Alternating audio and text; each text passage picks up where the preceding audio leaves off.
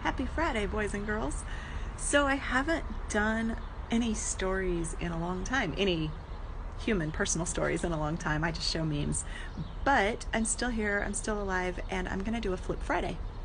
So one of my side hustles is I buy things cheap and then sell them online, hopefully for a profit, usually for a profit. I sell on Poshmark, eBay, and Etsy. I flip those items. So on Flip Friday, I will show you what I've bought, what I've paid, and what it sold for. The first item I'm going to show you was a vintage, I believe from the 90s, set from Victoria's Secret. It was pajamas. It was a little satin feel, brocade, champagne color, a cropped cami, and then satin pajama pants. I just thought they were pretty, and I thought somebody's going to want those. So I paid $1 and sold them for $22.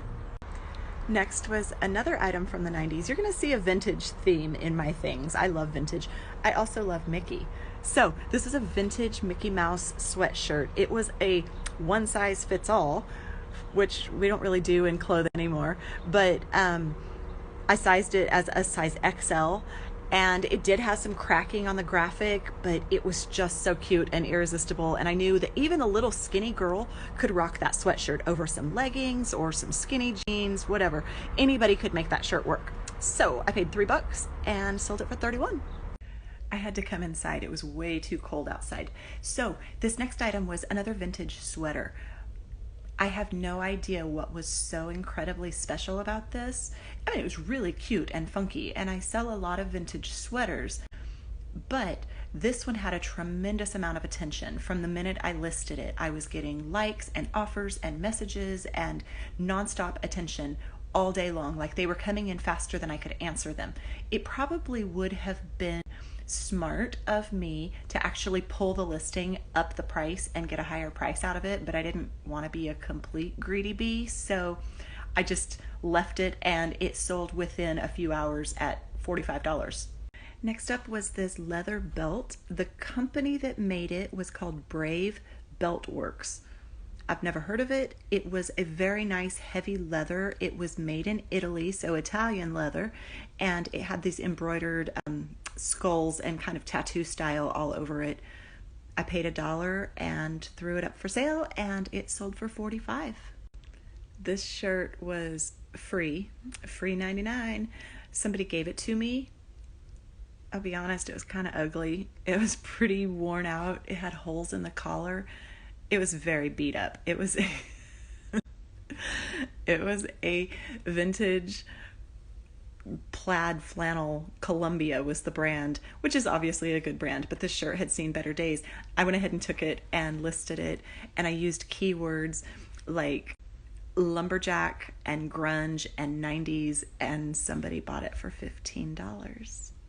Next was another vintage item from the 90s. It was free again. It was an Angora wool blend sweater knit dress. Absolutely gorgeous. Kind of a cream oatmeal color. T-length to ankle length, but it had huge slits up the side, like almost thigh-high slits. The dress was absolutely beautiful.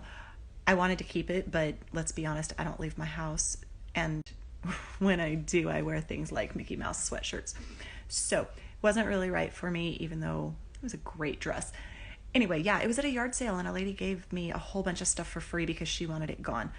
I loved it. I sold it for $50. These were so funky and cool. They were by Sears Roebuck Company from the 70s. Wide leg, denim, jeans, very high waist. They were just so stinking cool. I did pay 25 cents, and they did sell for $69. That was a good one.